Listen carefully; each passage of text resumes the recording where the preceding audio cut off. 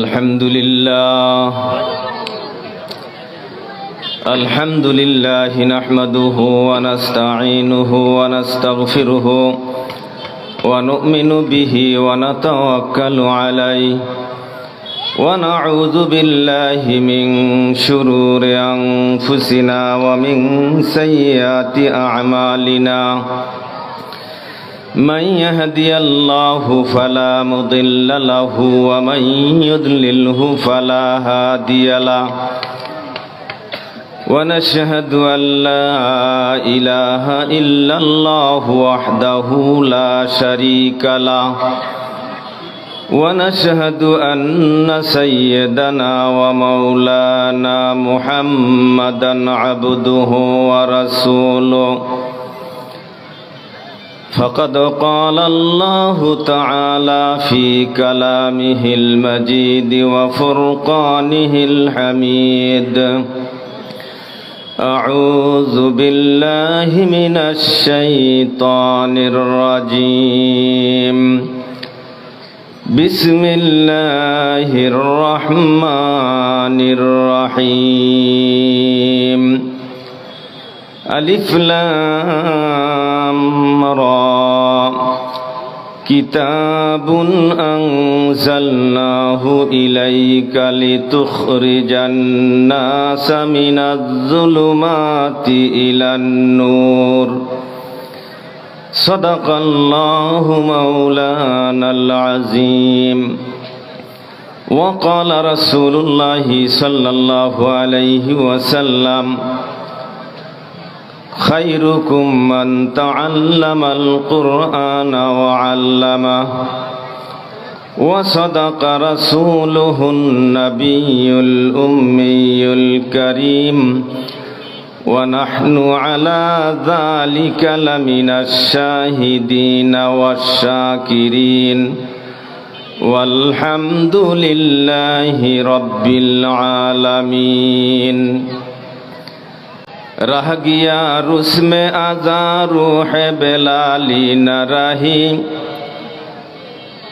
रह गया रुस्म आज़ा रूह बेलाली न रही फलसफा रह गया तलकीन गज़ाली न रही मस्जिद मुर्सिया खा है कि नमाजी न रही यानी ओ साहिब औसाफ हिजाजी न रही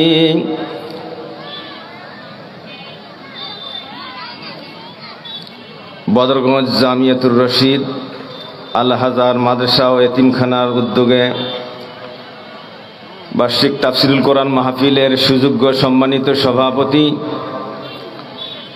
মুআজ্জাজ উলামায়ে কেরাম, আগত দিনদার ইসলাম প্রিয় ভাইরা, পর্দানিশীন মা ও বোনেরা, মহান মালিক রব্বুল আলামিনের দরবারে লাখো কোটি শুকরিয়া আদায় করি, যেমনই অত্যন্ত দয়া ও মায়া করে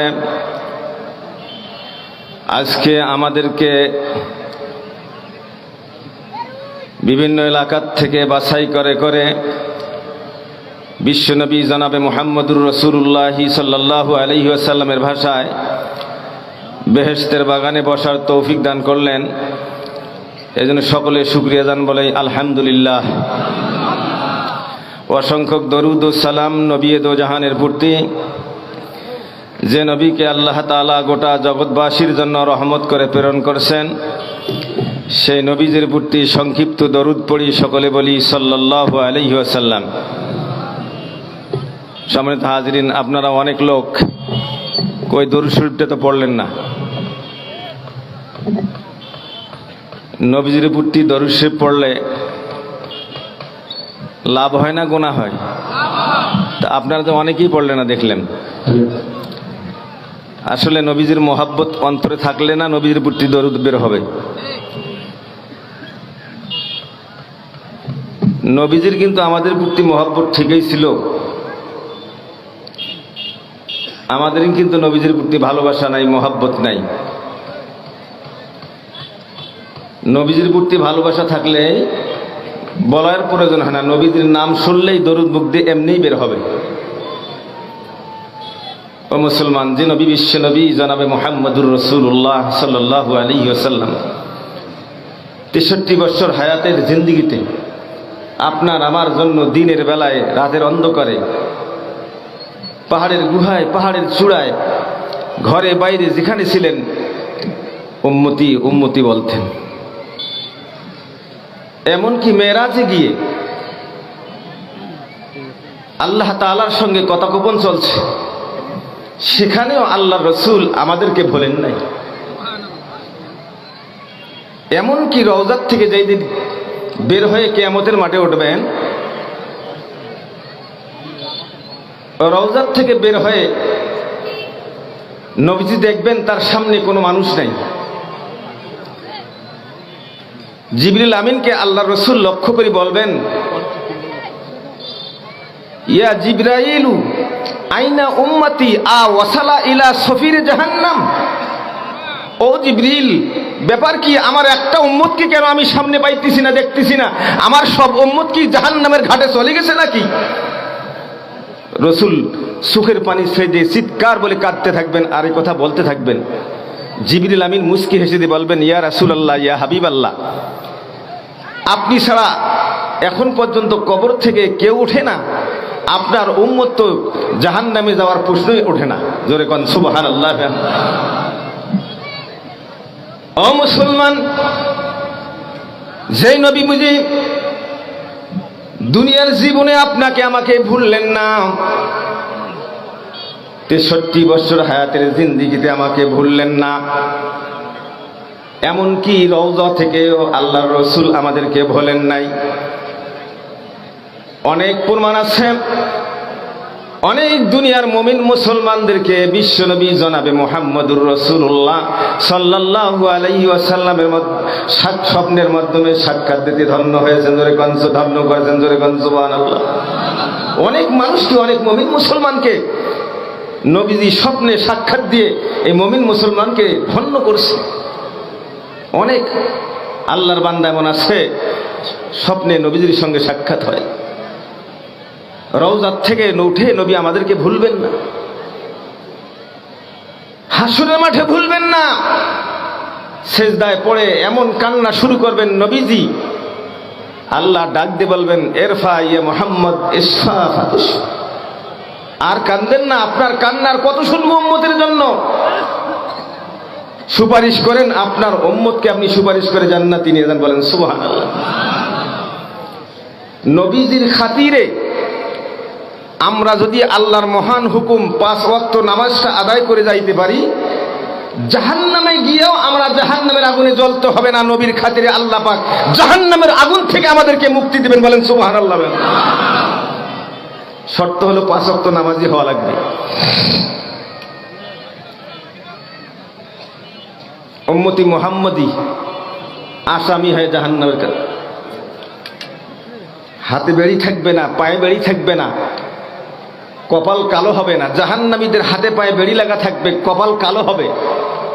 কিন্তু আমাদের নবীর উম্মতের হাতে পায়ে বেড়ি থাকবে না, কপাল কালো হবে না। মালিক জিজ্ঞেস করবেন, এগুলি আবার কোন আসামি?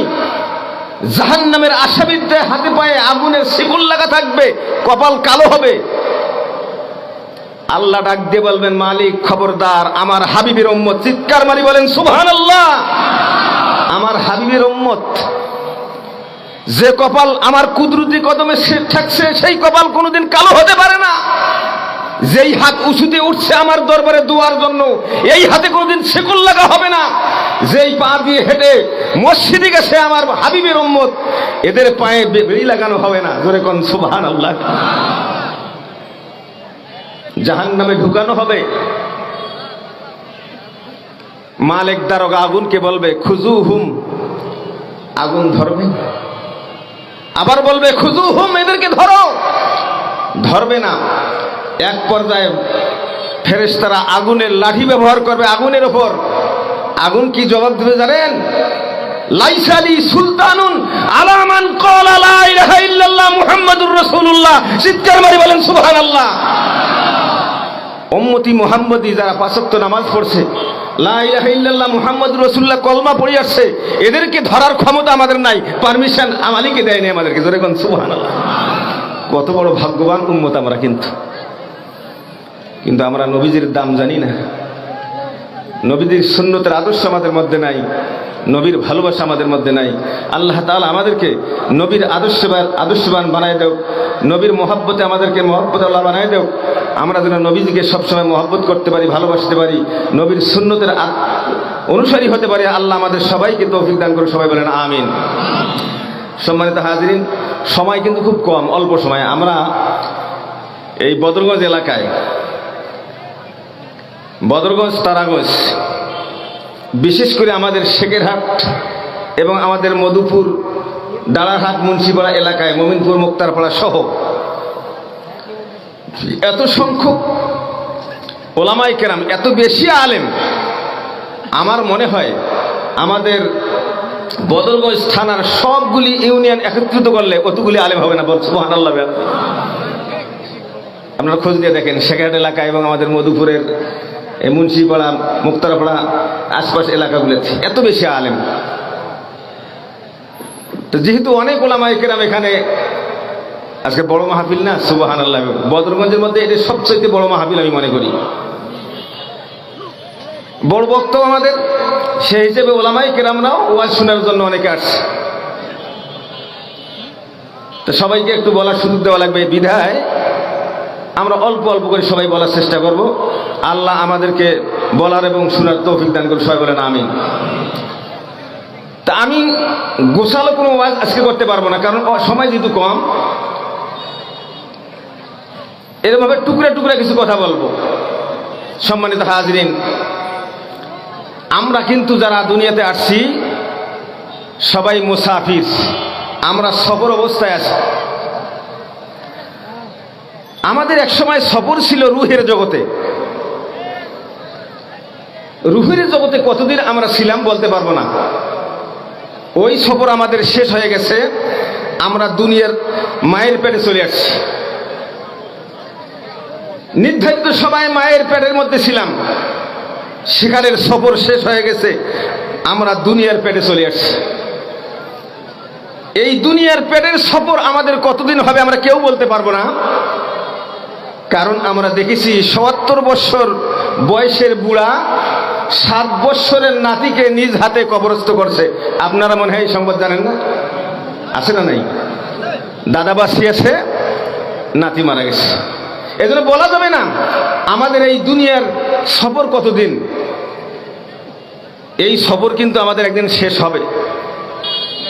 এরপরে আমাদের সফর হবে কবরে। কবরে আমরা কতদিন থাকবো এটাও কিন্তু আমাদের জানা নাই। এরপরে এই কবরের সফর আমাদের যখন শেষ হয়ে যাবে, আর একটা সফর আছে আমাদের, সেটা হলো হাসরের মাঠ। হাসরের মাঠের সফর আমাদের কবে শেষ হবে আমরা বলতে পারবো না। সেই সফরও একদিন শেষ হবে। এই সফর শেষ হওয়ার পরে আমরা সবাই দুই ভাগে ভাগ হব, ফরিকুন ফিল জান্নাহ ও ফরিকুন ফিস সাঈর। এক ভাগ চলে যাবে জান্নাতে, আর এক ভাগ চলে যাবে জাহান্নামে। না জানি আমাদের কপালে কি বরাদ্দ। দোয়া করি আল্লাহ তাআলা যেন আমাদেরকে জান্নাতি সফরের সব মুসাফির হিসেবে কবুল করে নেয়। সবাই বলি আমিন। সম্মানিত হাজিরিন, পরকালের সফর শেষ হওয়ার পরে জান্নাত বা জাহান্নাম, জান্নাতে যাওয়ার জন্য 1 নম্বর শর্ত হলো ঈমান। ঈমানের পরে পরে হলো 2 নম্বর 5 ওয়াক্ত নামাজ। এই নামাজ ছাড়া কোনো মুমিন মুসলমান আল্লাহর জান্নাতে যেতে পারবে না। মনে রাখিয়েন, অনেকে বলে থাকে আমরা নামাজ না পড়লে কি হবে, আমাদের ঈমান ঠিক আছে। কোনো ঈমান ঠিক নাই। নামাজ ছাড়া কোনো আল্লাহর জান্নাতে যাওয়ার কোনো সুযোগ নাই।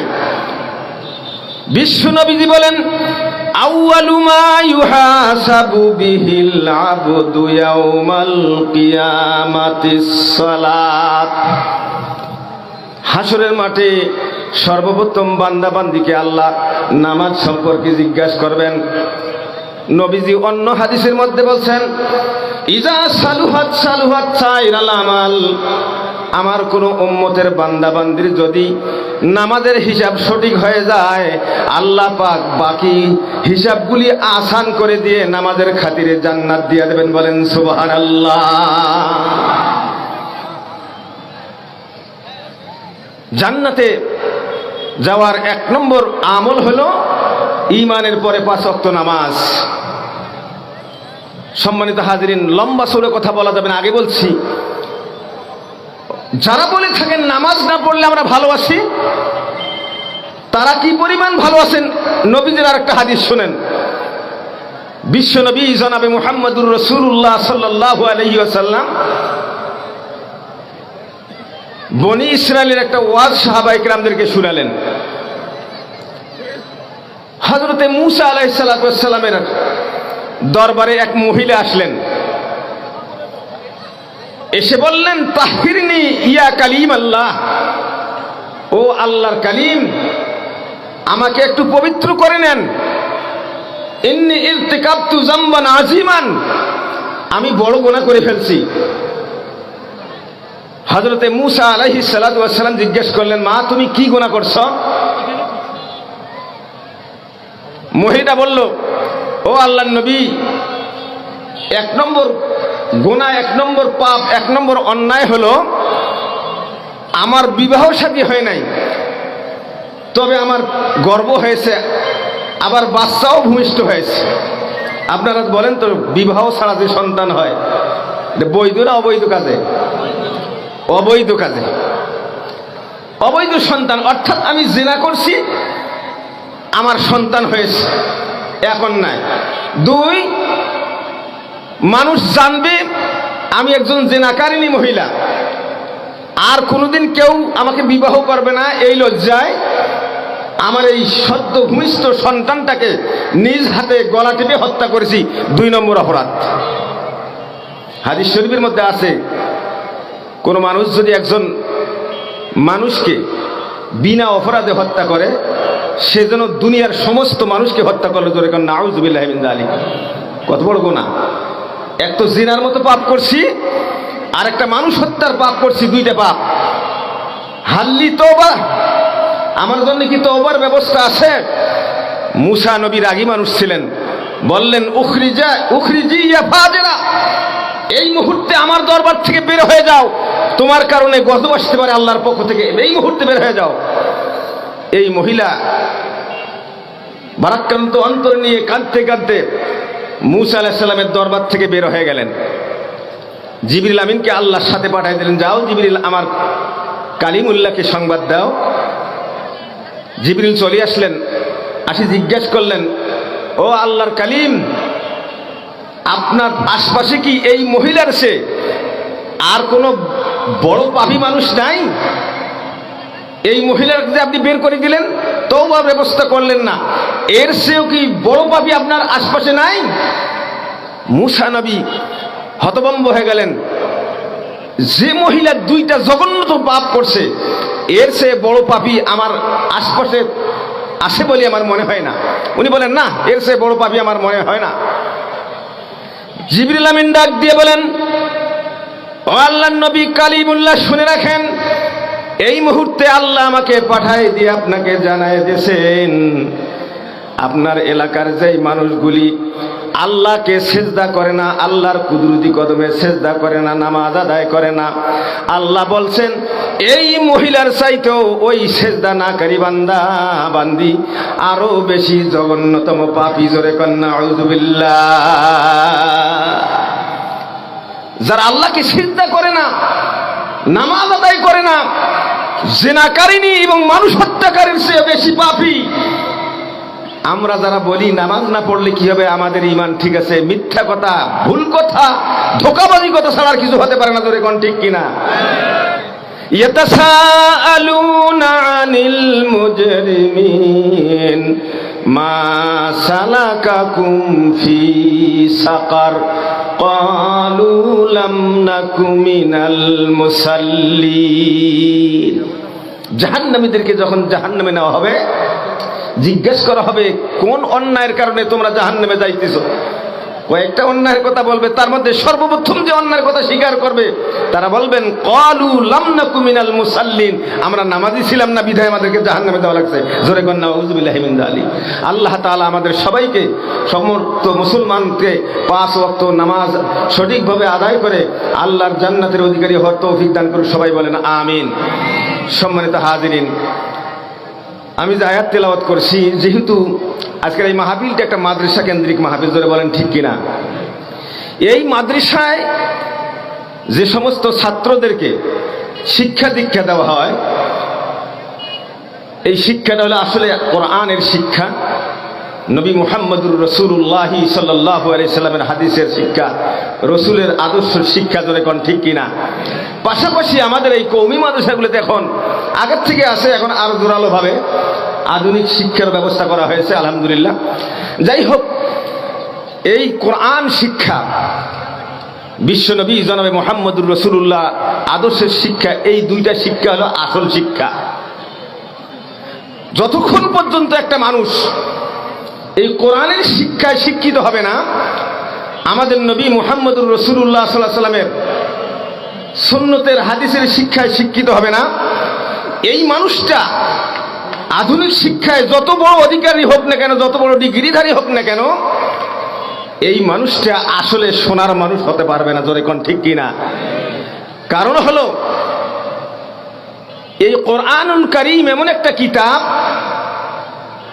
এই কোরআন যদি কোনো মানুষের সিনায় ঢুকে যায়, এই মানুষটা যত বড় অপরাধী হোক, এই মানুষটা যত বড় দুর্ধর্ষ হোক, আল্লাহ তাআলা এই কোরআনের খাতিরে এই মানুষটাকে এমন সোনার মানুষে পরিণত করে, এই কোরআন ঢুকার পরে মানুষটার স্বভাব চরিত্র এমন হয়ে যায়, এই মানুষটা রাষ্ট্র ক্ষমতা পাওয়ার পরে দিয়া রাষ্ট্র পরিচালনা করতে গিয়ে জনগণের খিদমতের জন্য রাতের ঘুমকে হারাম করে দিয়ে সারা রাত অলিতে গলিতে ঘুরে ঘুরে জনগণের খোঁজ খবর নেয়, জনগণ খেয়ে আসে না খেয়ে আসে, জনগণ কোনো দুঃখে আসে না দুর্দশায় আছে, জনগণ কোনো বিপদে আসে কিনা সারা রাত খুঁজে খুঁজে ঘুরে।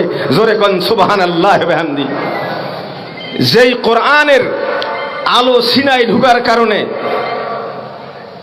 একজন জঘন্যতম মানুষ খেলাফতে পাওয়ার পরে, খলিফাতুল মুসলিমিন হওয়ার পরে সারা রাত ঘুরে ঘুরে মানুষের খবর নেয়, জনগণের খবর নেয়, সেই কোরআন কিন্তু এই মাদ্রাসায় শিক্ষা দেওয়া হয়। সম্মানিত হাজিরিন, এই কোরআন পরে একমাত্র জাহান্নামী মানুষগুলিকে জান্নাতের পথে আনতে, জালেমগুলিকে আদেল বানাইতে পারে, দুর্ধর্ষ মানুষগুলিকে সোনার মানুষ বানাইতে পারে। একটা মানুষের কথা আপনাদের সামনে বলে ইনশাআল্লাহ আমার সময় শেষ হয়ে যাবে। আপনারা জেনে থাকবেন হযরতে ওমর ফারুক রাদিয়াল্লাহু তাআলা আনহু, এই মানুষটা কেমন মানুষ ছিলেন? আমাদের নবী, বিশ্ব নবী জনাবে মুহাম্মদুর রাসূলুল্লাহ সাল্লাল্লাহু আলাইহি সাল্লামের মাথা কাটার জন্য আবু জাহেল পুরস্কার ঘোষণা করেছিলেন। তদানীন্তনকালে কোনো মায়ের ব্যথা ছিল না, দাঁড়িয়ে এই কথা বলবে আমি মুহাম্মাদের মাথা কেটে নিয়ে আসব, কেউ সাহস দেখাইতে পারে নাই।